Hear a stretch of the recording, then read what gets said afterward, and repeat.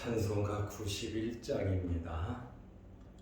찬송가 91장. 슬픈 마음 있는 사람 예수 이름 믿으면 영원토록 변함없는 기쁜 마음 얻으리. 예수의 이름은 세상의 소망이요 예수의 이름은 천국의 기쁨일세.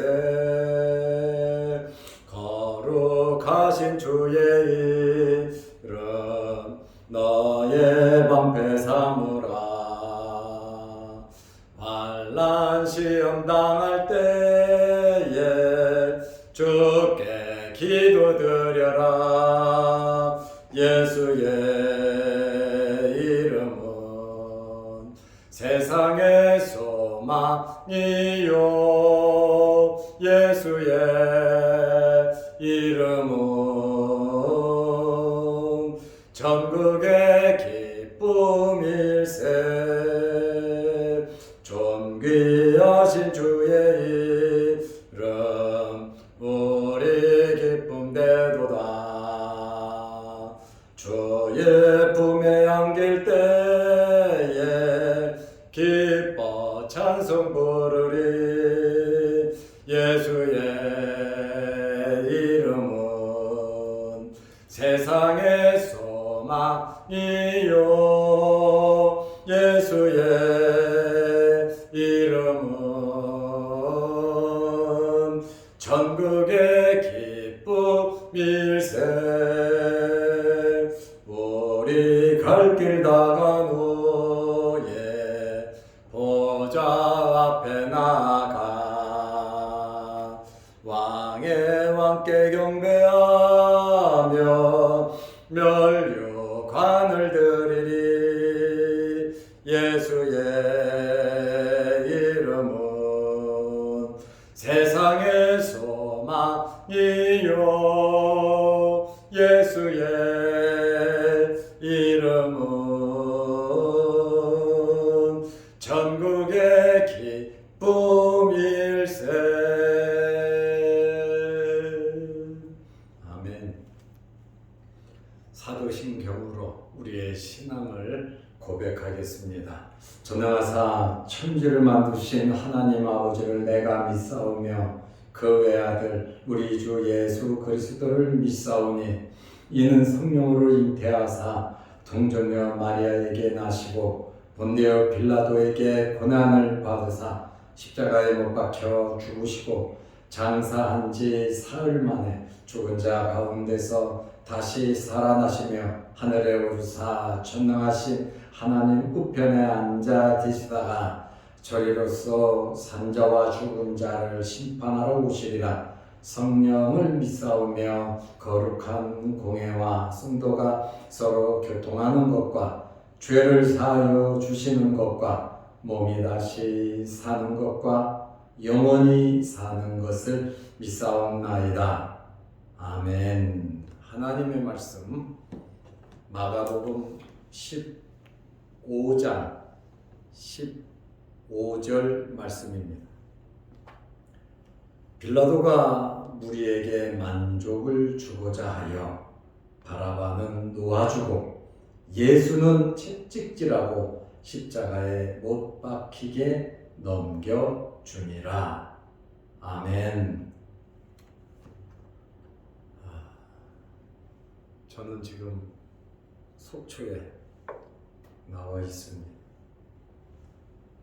속초에서 여러 가지 업무를 보고 제가 오늘 점심때 서울로 돌아갑니다.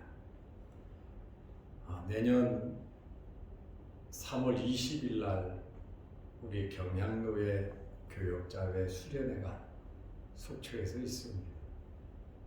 그 행사를 답사할 겸 속초를 둘러보았습니다. 그리고 7월 31일부터 8월 2일까지 양양에서 우리 교회 수련회가 있습니다. 노회와 우리 교회 행사를 염두에 두고 제가 한 바퀴 이렇게 돌아보고 예약할 부분은 예약을 하고 이렇게 서울로 돌아오게 됩니다. 연말이기도 하고 또 내년도 행사를 준비하고 굉장히 바쁜 일정이지만 그래도 좋은 마무리와 내년의 행사 계획을 아름답게 하기 위해서 벌써부터 저는 신경 쓰고 노력하고 있습니다. 6월 6일 우리 교회 야유회는 포천으로 가기로 했습니다. 포천 산종 호수부터 시작해서 허브, 농원 많은 곳이 있습니다. 그래서 야유회를 어디로 가는 게 좋을까 생각을 하다가 포천에 제 고등학교 후배가 유력 인사가 살고 있습니다. 우리나라 권투계에서는 잘 알려진 인물입니다. 동양 챔피언을 지냈고 우리나라 권투협회 사무총장을 지낸 후배가 있습니다. 내년 야유회는 그 후배가 우리를 잘 인도해 주려고 합니다. 제가 수요일 날 전화를 걸어서 잘 좀 신경 써달라고 한번 장소를 한번 말해봐라 해서 잠정적으로 장소를 결정한 데가 포천 비둘기 폭포로 결정을 하고 아침, 점심 식당을 좀 예약해서 우리 교인들이 방황하지 않고 편안하게 일을 할 수 있도록 그것까지만 좀 수고해 달라고 부탁을 드렸습니다. 내년 6월 6일 일이지만 저는 미리미리 모든 것을 준비하는 스타일입니다. 그랬더니 이 사무총장은 목사님 이때 제가 가서 칸보이 하겠습니다. 아니 바쁜데 무슨 칸보이까지 하냐고. 그렇지 않아도 된다고. 그래도 목사님을 배우는 영광을 내가 놓칠 수가 없지 않습니까? 목사님 뵙는 것이, 선배님을 뵙는 것이 제 영광입니다 하고선 기쁘게 모든 일들을 진행하기로 했습니다. 열심히 전도해서 아마 이분도 곧 예수 그리스도를 영접할 것입니다. 내년도 행사를 위해서 또 교회 연말과 연초 많은 일들을 위해서 여러분들이 기도 많이 해 주시기를 바랍니다. 빌라도는 로마 총독입니다. 그런데 그는 정치가로서 사실을 알면서도 자기의 소신대로 모든 일들을 처리하지 못했습니다. 대제사장들이 미리 심어놓은 자들이 선동을 했습니다. 마가복음 15장 13절에 그들이 다시 소리 지르되 그를 십자가에 못 박게 하소서. 소리를 지르니까 이 빌라도가 움찔했습니다.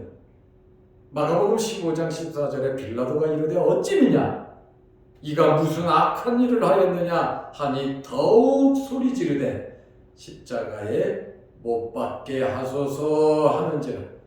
빌라도의 예상이 빗나가 버렸어요.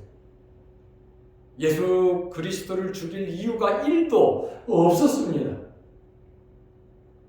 빌라도는 누가복음 23장에서 예수님은 죄가 없다고 3번이나 확인을 했습니다. 그러나 그는 소신 없는 태도로 더욱 소리를 지르며 악하게 달려들으니까 예수님을 십자가에 못 박으라고 내놓았습니다.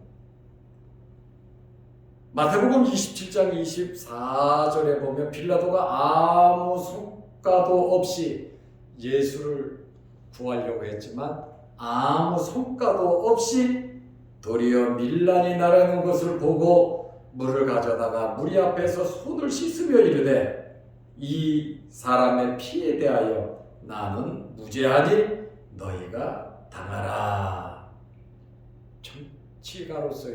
정치인으로서의 약점이 여기에서 우리는 발견할 수 있습니다. 빌라도는 자기 직무를 회피했습니다. 지도자는 끝까지 책임을 져야지 지도자가 회피하면 안 됩니다. 지도자는 끝까지 책임을 지는 자세를 가져야 하고 또 지도자는 나름 소신이 있어야 합니다. 빌라도의 외침이 있었습니다. 손을 씻으며 이 사람의 죄에 대하여 나는 무죄하니 너희가 당하라. 나는 이 살인 사건과는 관계가 없다는 선언입니다. 정말 빌라도는 지도자로서 무책임한 행동과 말을 했습니다. 그렇다고 해서 빌라도의 허물이 씻겨지는 것은 아니다 그 말입니다. 이러한 빌라도의 말을 듣고 이스라엘 사람들의 대답이 나옵니다. 여러분, 말은 씨앗과 같은 것입니다. 내가 한 말은 씨앗과 같기 때문에 그 말은 나에게 열매로서 다시 돌아온다는 것을 알아야 합니다. 그래서 우리는 말을 할 때에 신중하게 해야 하는 겁니다. 마태복음 27장 25절에 백성이 다 대답하여 이르되 그 피를 우리와 우리 자손에게 돌릴지어다. 빌라도에게 말합니다. 그래, 당신은 관계없다. 그 피값을 우리와 우리 자손들에게 돌리라고 외쳤습니다. 예수 그리스도의 피값, 죄 없으신 하나님의 아들 예수 그리스도의 피값을 자기들이 당하겠다, 받겠다. 그리고 우리 후손들이 저 사람의 피값을 받겠다고 말을 했습니다. 이것은 정말 무책임한 말입니다. 후손들에게 사람을 죽이고 그 피값을 후손들에게 감당하라는 것입니다. 후손들에게 좋은 유산을 물려줘야지 하나님의 아들을 죽이고 그 피값을 받으라고 하면 그것이 되겠냐 그 말입니다. 결국 이스라엘 사람들은 말한 대로 예수 그리스도의 피값을 받았습니다. 예수님께서 돌아가시고 나서 이스라엘은 37년 만에 30여 년 만에 AD 70년에 멸망했습니다. 완전히 멸망했습니다. 그리고 피값을 받겠다고 하는 그 자손들은 2000년 동안 나라 없이 떠돌아다니는 자들이 되었습니다. AD 70년 로마와의 전쟁에서 우리에게 피값을 돌리라고 한 그 당사자들 그 세대에 예루살렘에서 110만 명이 죽었습니다. 갈릴리에서 10만 명이 죽었습니다. 9만 7천 명이 노예가 되었습니다. 이스라엘은 완전히 당대에 초토화되어 버렸고 어마어마한 80여 년 동안 지었던 성전도 완전히 무너져 버리고 말았습니다. 바벨론에 의해서 유다가 멸망할 때와는 비교할 수 없을 정도로 예루살렘이 이스라엘의 초토화 되어버렸습니다. 그리고 2000년, 건 2000년 동안 이스라엘 사람들은 조상들이 말한 대로 그 핏값을 받아서 나라 없이 돌아다녔고, 가까운 시일 2차 세계대전을 전후한 20세기에 유대인 600만 명이 학살당하는 참극을 겪어야 했습니다. 메시아를 잡아 죽이고, 그 핏값에 대해서 빌라도 당신은 관계없다, 이 핏값을 우리와 우리 자손들에게 달라고 외쳤던 그 핏값이 2000년 가까이 지난 그 시점에 600만 명이 학살을 당했다. 어린이 100만 명, 여자 200만 명, 성인 남자 300만 명, 유럽으로 도망가서 흩어져서 거주하던 사람 3분의 2가 죽었습니다. 빌라도는 바라바를 놓아 주었습니다.